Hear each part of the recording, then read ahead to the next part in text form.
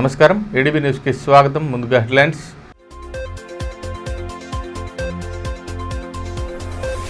లక్ష్మీపూర్ గ్రామంలో కలెక్టర్ విస్తృత పర్యటన, ఇందిరమ్మ ఇండ్ల సర్వే ప్రక్రియ పరిశీలన, ఆరోగ్య పాఠశాల కార్యక్రమంలో భాగంగా విద్యార్థులకు దిశానిర్దేశం చేసిన పాలనాధికారి.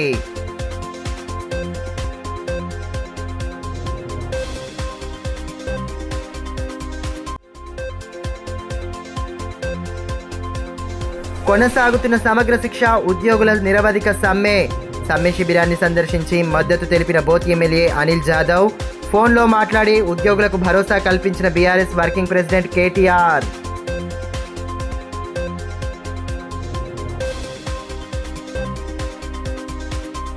జైనత్ మండలంలోని లక్ష్మీపూర్ గ్రామంలో జిల్లా కలెక్టర్ రాజర్షి షా శనివారం విస్తృతంగా పర్యటించారు. గ్రామంలో జరుగుతున్న ఇందిరమ్మ ఇండ్ల సర్వే ప్రక్రియను పరిశీలించిన అనంతరం జెడ్పీహెచ్ఎస్లో ఏర్పాటు చేసిన ఆరోగ్య పాఠశాల కార్యక్రమంలో పాల్గొని విద్యార్థులకు దిశానిర్దేశం చేశారు.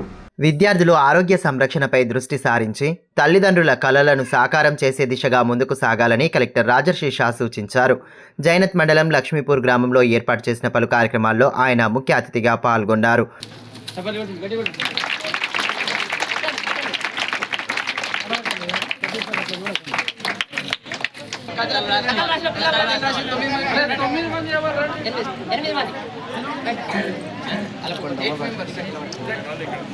ముందుగా గ్రామంలో జరుగుతున్న ఇందిరమ్మ ఇండ్ల సర్వే ప్రక్రియను కలెక్టర్ పరిశీలించారు.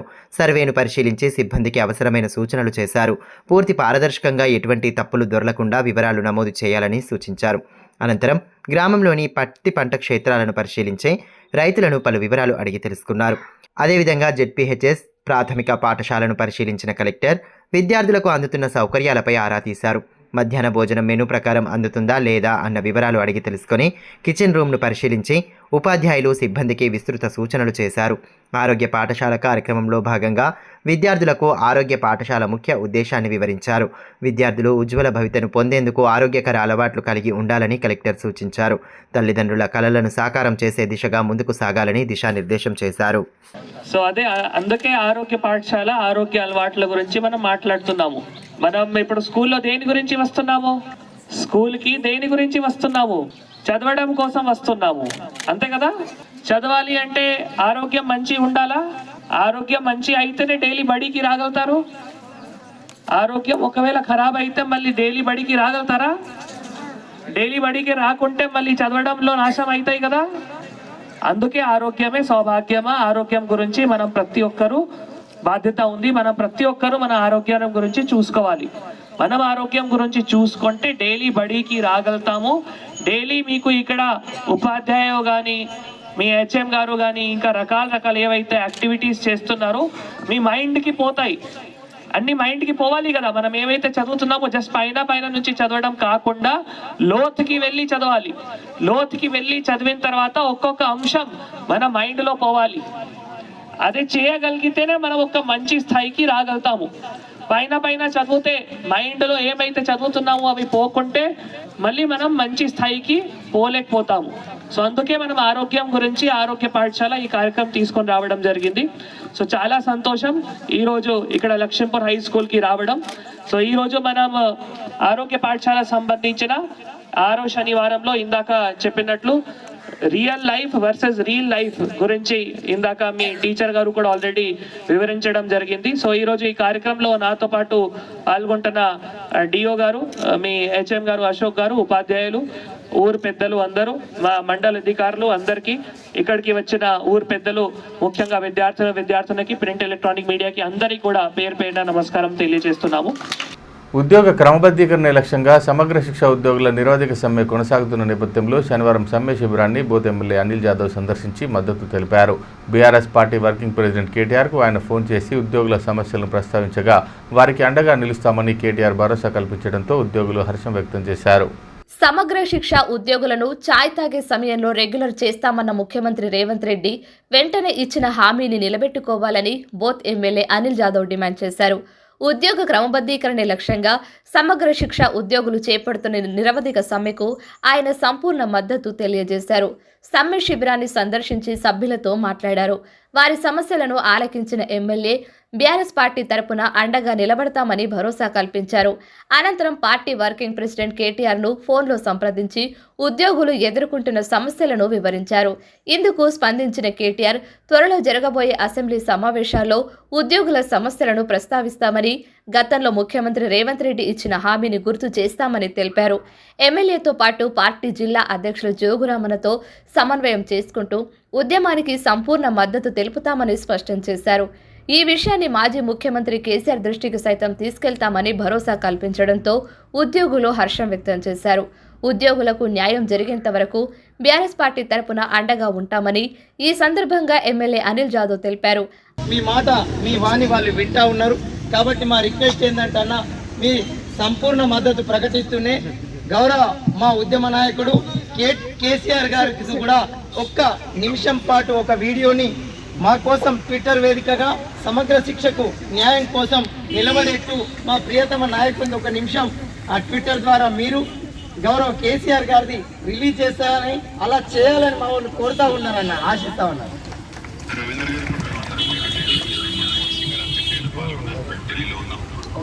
తప్పకుండా నేను తిరిగి వచ్చిన తర్వాత మా అనిల్ జాదవ్ గారితో కూడా నేను కోఆర్డినేట్ చేస్తాను, జోగురామన్న సార్తో కూడా నేను కోఆర్డినేట్ చేస్తాను.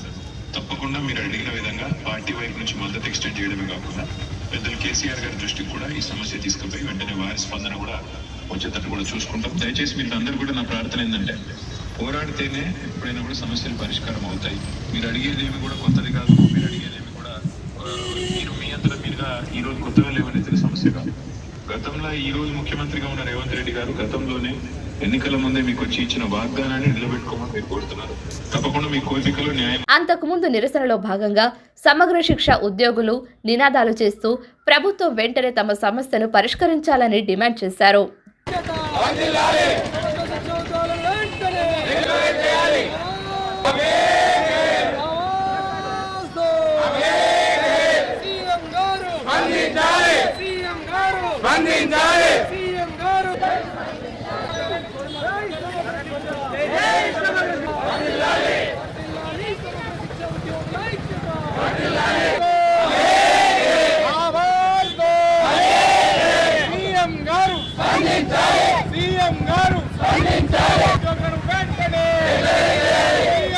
ఆదిలాబాద్ జిల్లా సంఘ శాఖ ఆధ్వర్యంలో అర్ధనగ్న ప్రదర్శన అనేటువంటిది కలెక్టర్ వేదికగా చేయడం జరుగుతుంది.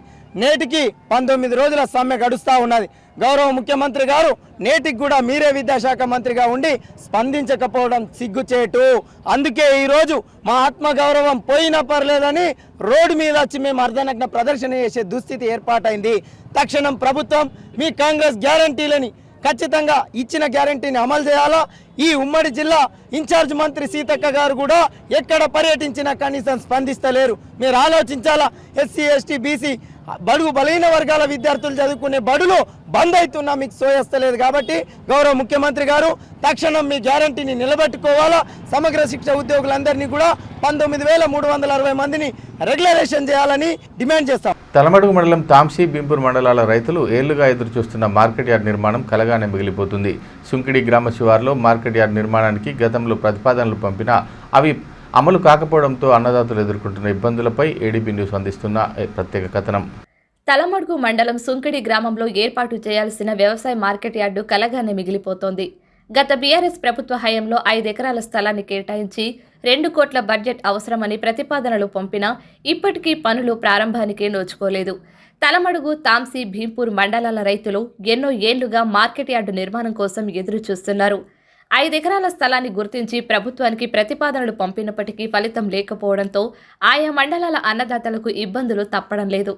6 గాలాలు శ్రమించి పండించిన పంటను ఆదిలాబాద్ మార్కెట్ యార్డు వరకు తీసుకువచ్చి విక్రయించేందుకు ఆయా మండలాల రైతులకు దూరాభారమవుతోంది. దాదాపు 30 నుండి 40 కిలోమీటర్లు ప్రయాణించి పంటను విక్రయించేందుకు వస్తుండటంతో వాహనాలకు అద్దె భారీగా పెరుగుతోంది. సుంకిడి గ్రామ శివారులో మార్కెట్ యార్డు ఏర్పాటైతే ఈ తిప్పలు తప్పుతాయని రైతులు భావిస్తున్నారు. నా పేరు శ్రీనివాస్, మాది తలమడుగు మండలం సుంకిడి గ్రామం. నేను 15 ఎకరాలలో పత్తి వేసిన. నాకు 130 కుంటాల పత్తి వెళ్ళింది. నాకు సుంకిడి నుంచి ఆదిలాబాద్ తీసుకెళ్ళడానికి రవాణా ఛార్జ్ కింద 25,000 నుంచి 30,000 వరకు ఖర్చు వచ్చింది. మా దగ్గర పత్తి మార్కెట్ అయితే అని 10 సంవత్సరాల నుంచి ప్రతిపాదనలు నడుస్తున్నాయి. దాని కింద అధికారులు కూడా భూసేకరణ జరిగింది. అదేవిధంగా తలమడుగు మండలం, తాంసీ మండలం, బింపూర్ మండల రైతులు కూడా ఇక్కడ దగ్గర పడుతుంది. అందరికీ రైతులకు ప్రయోజనం చేకూరుతుంది, రవాణా ఛార్జీలు దక్కుతాయి. అదేవిధంగా ఇప్పుడు మనం రబ్బీ పంట శనగ కానీ, మన తొగరి, మొక్కజొన్న, జొన్న అటువంటి పంటలకు కూడా మనకు దగ్గర ఉంటుంది కాబట్టి రవాణా ఛార్జీలు కొంచెం సర్దుబాటు అవుతాయి, మిగులుతాయి. అదేవిధంగా ఇప్పుడు మన తలమడుగు మండలంలో కూడా గోదాములు ఉన్నాయి. అదే మన దగ్గర మార్కెట్ అయితే గోదాముల సౌలత్ కూడా ఉన్నది, రవాణా ఛార్జీలు దక్కుతాయి. అదేవిధంగా రైతులకు కొంచెం ప్రయోజనం జరుగుతుంది. ఇప్పుడు మన ఈ కొత్త గవర్నమెంట్ వచ్చి కూడా సంవత్సరం పూర్తి అవుతుంది. ఈ గవర్నమెంట్ అన్న కొంచెం దీని మార్కెట్ గురించి అధికారులు కానీ నాయకులు కానీ పట్టించుకొని జల్లెన చేకూర్చాలని కోరుతున్నాను. ఇందుకోసం 2 ఏళ్ల కిందట అప్పటి బీఆర్ఎస్ ప్రభుత్వం 5 ఎకరాల స్థలాన్ని కేటాయించగా వ్యవసాయ అధికారులు 2 కోట్ల బడ్జెట్ అవసరమని ప్రతిపాదనలు సైతం పంపారు. కానీ అవి అమలుకు నోచుకోకపోవడం స్థానిక రైతులకు శాపంగా మారింది. కొత్త మార్కెట్ యార్డు ఏర్పాటుతో దూరాభారం, రవాణా ఖర్చులు తగ్గుతాయని, సమయం ఆదా అవుతోందని అన్నదాతలు చెబుతున్నారు. ఇప్పటికైనా ప్రభుత్వం స్పందించి మార్కెట్ యార్డు ఏర్పాటుకు ముందుకు రావాలని కోరుతున్నారు. 150 కుంటల పత్తి వెళ్తుంది, రవాణా ఖర్చులకు భరించలేము. అయితే సుంకిడి గ్రామంలో మాకు ఒక 5 ఎకరాల భూమి పైన ప్రభుత్వం తీసుకున్నది. ఏమైందంటే ఇప్పుడు రాబోయే ప్రభుత్వం, నడిచే ప్రభుత్వం ఉన్నది. ఆ ప్రభుత్వం మాకు చేసి ఇస్తే మాకు రవాణా ఖర్చులన్నీ దక్కుతాయి. మాకు గ్రామ పంచాయతీ కార్మికుల పెండింగ్ వేతనాలను చెల్లించి సమస్యలను పరిష్కరించాలని డిమాండ్ చేస్తూ శనివారం కలెక్టరేట్ ఎదుట ధర్నా నిర్వహించారు. కార్యాలయ ప్రధాన ద్వారం ఎదుట ఆందోళన చేపట్టి కార్మికుల డిమాండ్లను వెల్లడించారు. గ్రామ పంచాయతీ కార్మికుల సమస్యల పరిష్కారానికి ప్రభుత్వం సత్వర చర్యలు తీసుకోవాలని సిఐటియు జిల్లా అధ్యక్షులు బొజ్జ ఆశన్న డిమాండ్ చేశారు. సమస్యల సాధనే లక్ష్యంగా శనివారం తెలంగాణ గ్రామ panchayat employees and workers union ఆధ్వర్యంలో ఆందోళన చేపట్టారు. జిల్లా కలెక్టర్ కార్యాలయం ఎదుట ధర్నా నిర్వహించి నిరసన నినాదాలతో హోరెత్తించారు. కార్మికుల పెండింగ్ వేతనాలను వెంటనే చెల్లించాలని డిమాండ్ చేస్తూ నినాదాలు చేశారు. అనంతరం జిల్లా అదనపు కలెక్టర్ శ్యామలాదేవికి వినతిపత్రం అందజేశారు. ధర్నాలో లక్ష్మణ, రాజు, రఫీ, మోహన్, అరవింద్, నరేష్ తదితరులు పాల్గొన్నారు.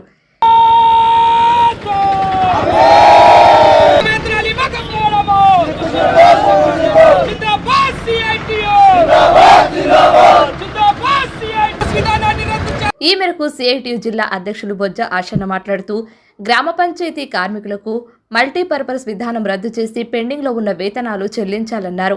6 నెలలుగా వేతనాలు విడుదల కాకపోవడంతో తీవ్ర ఇబ్బందులు ఎదుర్కొంటున్నారని పేర్కొన్నారు. జీవో నంబర్ 51ని సవరించాలని, కేటగిరీ వారీగా వేతనాలు పెంచాలని డిమాండ్ చేశారు. సమస్యలు పరిష్కారం కాని పక్షంలో ఆందోళనలు మరింత ఉధృతం చేస్తామని హెచ్చరించారు.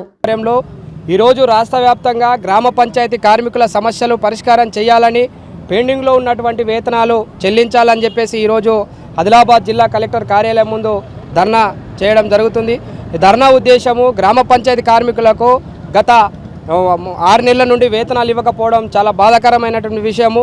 వాళ్ళ కుటుంబాలను జీవనం కొనసాగించాలంటే చాలా ఇబ్బందులు ఏర్పడుతున్నటువంటి పరిస్థితులు ఉన్నాయి. ఇవాళ గ్రామ పంచాయతీ కార్మికులకు కనీస వేతనం ఇవ్వాలని చెప్పేసి, మల్టీపర్పస్ విధానాన్ని ఇవ్వాలని చెప్పేసి జీవో నంబర్ 51ని తీసుకొచ్చిండ్రు. జీవో నంబర్ 51 తీసుకొచ్చిన తర్వాత గ్రామ పంచాయతీ కార్మికులకు గ్రామాలలో అనేక పనులు చేయిస్తున్నటువంటి పరిస్థితులు ఉన్నాయి. మరి జీవో 51ని సవరించాలని చెప్పేసి, ఇతర డిమాండ్లను పరిష్కారం చేయాలని చెప్పేసి వాళ్ళ రాష్ట్ర వ్యాప్తంగా జేఏసీ ఆధ్వర్యంలో మరి గ్రామ పంచాయతీ కార్మికులు ధర్నా చేస్తున్నారు. వేతనాలు ఇవ్వకపోవడం చాలా బాధాకరమని చెప్పేసి మేము సిఐటిగా డిమాండ్ చేస్తున్నాము. మరియు వీరి యొక్క సమస్యలను తక్షణమే ఈ రాష్ట్ర ప్రభుత్వం పరిష్కారం చేయకపోతే మరి పెద్ద ఎత్తున మరి రాష్ట్ర వ్యాప్తంగా గ్రామ పంచాయతీలు కార్మికులంతా కలిసి మరి పనులు బంద్ చేసి సమ్మెకు పోతామని చెప్పేసి ఈ రాష్ట్ర ప్రభుత్వానికి మేము డిమాండ్ చేస్తున్నాం. జమాతే ఈ ఇంద్ కార్యాలయం ప్రారంభోత్సవ కార్యక్రమాన్ని ఘనంగా నిర్వహించారు. ముఖ్య అతిథులు కార్యాలయాన్ని ప్రారంభించిన అనంతరం నిర్వాహకులకు అభినందనలు తెలియజేశారు. అదేవిధంగా అతిథులను శాలువాతో సత్కరించారు. తెలంగాణ కిసాన్ కాంగ్రెస్ రాష్ట్ర ప్రధాన కార్యదర్శి బోరంచు శ్రీకాంత్ రెడ్డి, ముఫ్తీ మహమ్మద్ జుబేర్ ఖాస్మీ సాహబ్, సదర్ హాఫీజ్ అమీర్ పటేల్ సాహబ్, సదర్ మౌలానా అఖిల్ అహ్మద్ ఖాస్మీ సాహబ్, హాఫీజ్ అఫ్రోజ్ సాహబ్ తదితరులు కార్యక్రమంలో పాల్గొన్నారు.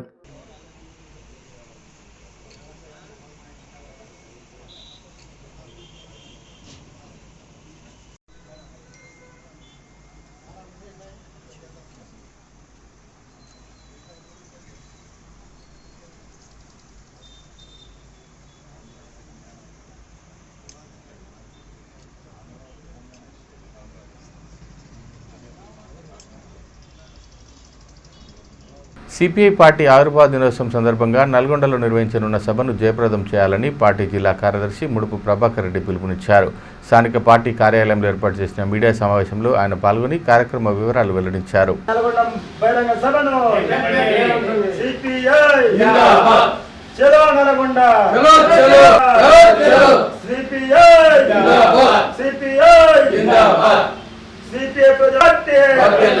భారత కమ్యూనిస్ట్ పార్టీ సిపిఐ ప్రజా పోరాటాలు 100 సంవత్సరాల శతాబ్దోత్సవాలు ఈనాడు మధ్యాహ్నం 2 గంటలకు జరిగే బహిరంగ సభలు ఆదిలాబాద్ నుండి జరిగే బహిరంగ సభను ఈ నెలంతా భారత కమ్యూనిస్ట్ పార్టీ సిపిఐ పిలుపు మేరకు గ్రామాల జెండాలు వేసుకొని హెడ్ క్వార్టర్లో కార్యక్రమాల సభలు పుట్టినరోజు చేసుకొని ప్రారంభ సభ అంటే 100 సంవత్సరాలని అయిపోయింది. ఈ సభ నల్గొండలో 30 తారీఖు నాడు మధ్యాహ్నం 2 గంటలకు పెద్ద బహిరంగ సభ, భారీ బహిరంగ సభ ప్రారంభం అన్నట్టు 100 సంవత్సరాల శతాబ్దం. బీజేపీ తరిమి కొట్టాలి. ఈ దేశం సెక్యులర్ భావాలు, కుల మతాలు, హిందూ, ముస్లిం, క్రైస్తవులు, దళిత, గిరిజన అన్ని వర్గాలు కలిసి ఉండి ఈ స్వాతంత్ర కొరకు ఏ విధంగా ఉద్యమం చేసినామో ఇప్పుడు బీజేపీ తరలించడానికి కూడా అన్ని వర్గాలు ఒకటై ఈ దేశాన్ని కాపాడుకోవాలి, భారత రాజ్యాంగాన్ని కాపాడుకోవాలి. బాబాసాహెబ్ని కూడా అవమానపరిచే విధంగా బీజేపీ వాళ్ళు అనేక వ్యాఖ్యలు చేస్తున్నారు. ఇది సరికాదు. బీజేపీ ఇలా ఎంత నియంతృత్వం చేస్తూ ఉన్నదో బ్రిటిష్ వాళ్ళ కన్నా ఎక్కువ ఈ విధంగా పాలన చేస్తున్నారు. దాన్ని తరిమి కొట్టడానికి సిపిఐ యావత్ తయారైంది. అదేవిధంగా నల్గొండ జరిగే బహిరంగ సభకు జాతీయ ప్రధాన కార్యదర్శి డి రాజా గారు, మరి forward secretary ex-MP Sudhakar Reddy గారు, అంటే రాష్ట్ర కార్యదర్శి కూరంనేని సాంబశివరావు గారు, సిపిఐ జాతీయ కార్యదర్శి అజీజ్ పాషా, డాక్టర్ కె నారాయణ, చాడ వెంకరెడ్డి గారు, ఇంకా అనేక ప్రముఖులు పెద్ద ఎత్తున బహిరంగ సభ వేలాది మందితో జరుగుతూ ఉంది. సభకు ఆదిలాబాద్ జిల్లా నుండి కూడా సిపిఐ శ్రేణులు, నాయకులు, అన్ని వర్గాల వారు తరలి రావాలని రేపు 30 నాడు జరిగే సభను బహిరంగ సభ నల్గొండలో మధ్యాహ్నం జరిగే సభను జయప్రదం చేయాలని సిపిఐ శ్రేణులకు పిలుపునిస్తారు. వార్తలు ముగిసే ముందు హెడ్లైన్స్ మరోసారి.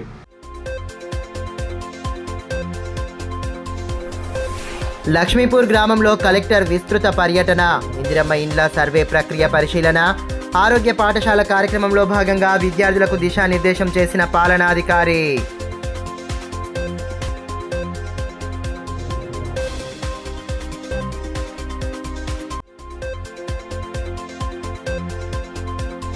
కొనసాగుతున్న సమగ్ర శిక్ష ఉద్యోగుల నిరవధిక సమ్మె శిబిరాన్ని సందర్శించి మద్దతు తెలిపిన బోత్ ఎమ్మెల్యే అనిల్ జాదవ్. ఫోన్లో మాట్లాడి ఉద్యోగులకు భరోసా కల్పించిన బీఆర్ఎస్ వర్కింగ్ ప్రెసిడెంట్ కేటీఆర్.